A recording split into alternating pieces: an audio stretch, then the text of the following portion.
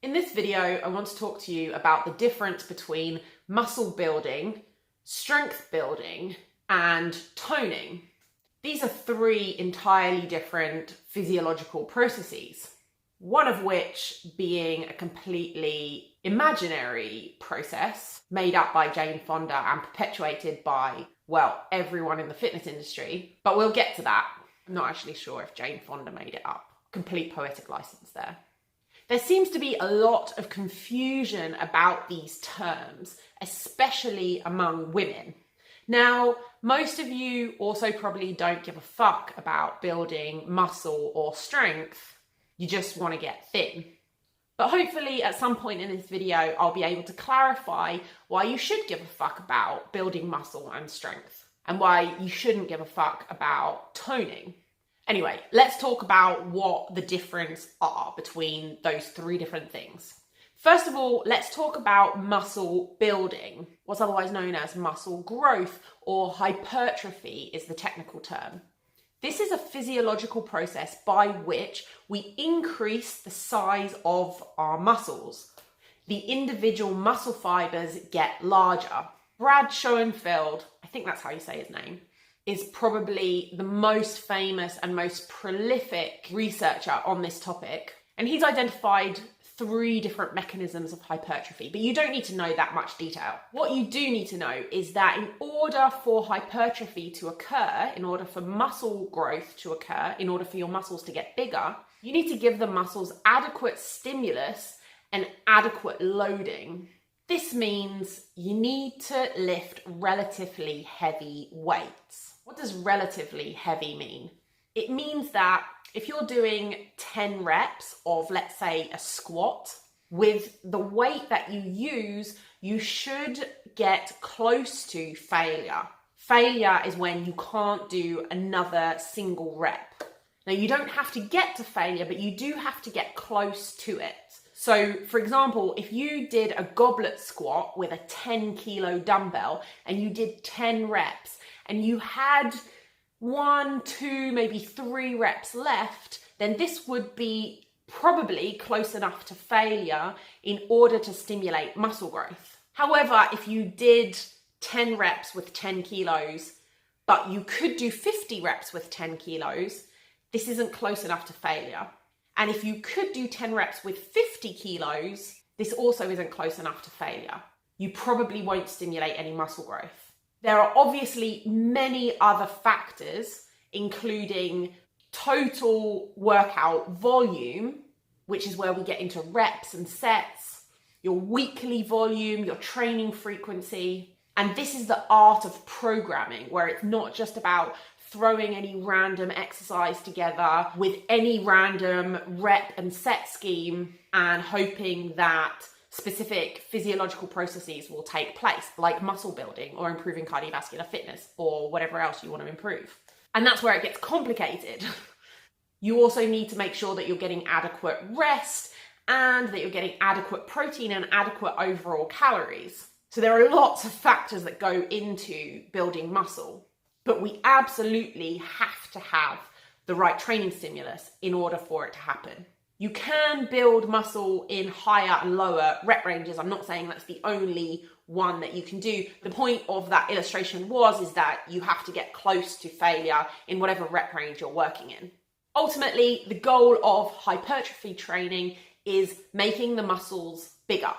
What some people might call bulking the muscles, but we'll get to that in a minute. The other thing about hypertrophy is that you will adapt to whatever training stimulus you're giving the body, and then you will plateau. So you have to continue to increase the training stimulus over time in order to build muscle.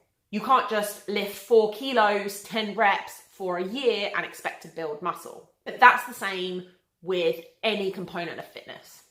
Okay, let's move on to strength. This is where people often get confused. Strength is an entirely different mechanism, although the way we build it may look similar, and there is often overlap between strength and hypertrophy. Increasing strength means increasing the force that a muscle can produce. You don't necessarily have to increase the size of the muscle in order to increase its force production. So, for example, if you came to me and I got you squatting 10 kilos today for 10 reps, and over the course of a number of months, I got you to squat 50 kilos or even 20 kilos, you would have got stronger because you are able to create more force through your muscles. This often sounds impressive, but this is often the easiest thing to build in any trainee. Somebody who is completely untrained will get what's called beginner's gains, and it is very easy to increase their strength and their force production week by week in every movement. But those changes are actually in the nervous system. So we're actually training the brain and the nerves going from the brain to the muscles to be able to recruit more muscle fibers. But we're not actually or necessarily increasing the size of those muscle fibers. That's hypertrophy. Strength gains are usually immediate in trainees from week 1 to week 2, whereas hypertrophy gains take longer to build, usually 2 or 3 months, depending on the training stimulus, of course. Often the training protocols that we use to increase strength also increase hypertrophy, but not necessarily. But I won't go into that because that will bore the shit out of you. Now let's talk about toning. Toning is one of those baffling myths that I actually have no idea where it comes from. There's no academic literature to back it up, and yet every person in the entire world seems to think that it's actually a thing.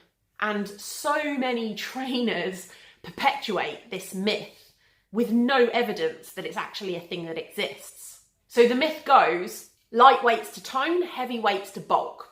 And there is no clear definition of what toning actually is, although we also use synonyms like sculpting or defining, which are also incredibly poorly defined terms that don't seem to have any basis in science. The muscle knows how to do 3 things, potentially 4 things. It can get bigger, hypertrophy, muscle growth. It can get smaller, atrophy or wasting away, usually through disuse, or it can stay exactly the same size. And as we mentioned before, it can also get stronger without changing size. The way in which you create hypertrophy is by what we talked about before, giving the muscle enough training stimulus and enough load in order to trigger a whole bunch of really complicated hormonal cascades that make muscle hypertrophy happen. The way that atrophy occurs is by not using the muscles. And the way that they stay the same is by continuing to do what you currently do. Toning is this idea that you can do thousands and thousands of reps, like flapping your arm around or like 1 kilo dumbbells, and somehow it will magically create more shape in the muscles. But what most people really mean when they say that someone is toned or that they would like to get more toned arms is that they want to increase the muscle mass slightly and decrease the fat mass that is over the top of it slightly or significantly, so that you can actually see the muscle tone or definition that's underneath. But there isn't a kind of weight range that will make your muscles pop out a little bit more or make them more toned without actually making them bigger. Most people might want to do a combination of the two, where they build some muscle and then they decrease the fat that's on top of it. Light weights won't do that. You have to use something relatively heavy. Well, you might be thinking, why would I want to do either of those things? If you're a woman, and especially if you're a mum, you might think that this just doesn't relate to you at all, that muscle building is a thing that men do. In fact, you're probably not thinking that because you're probably not watching the video anymore. But anyway, let's presume you are still watching the video and you're asking yourself that question. Increasing muscle mass and increasing strength are incredibly important for women to do, especially mums. Not only can it help us towards our aesthetic goals, but it can also help us maintain a healthy weight, lower blood sugar levels.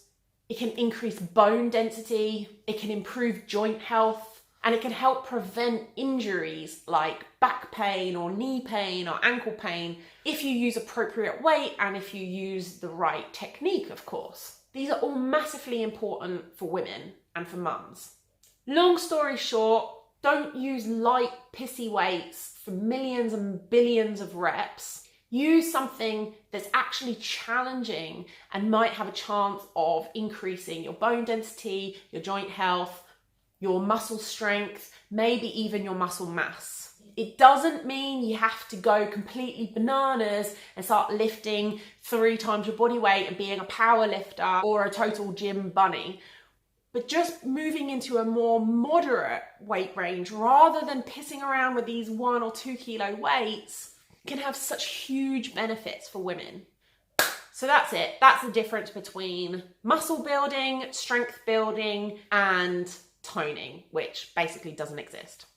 I hope you found this helpful. If you did, please subscribe to my channel for more no bullshit, simplified information on fitness, health, nutrition, especially for women who are postpartum or pregnant. Follow me on social media, Instagram, Facebook, all of that stuff, and I'll see you in the next one.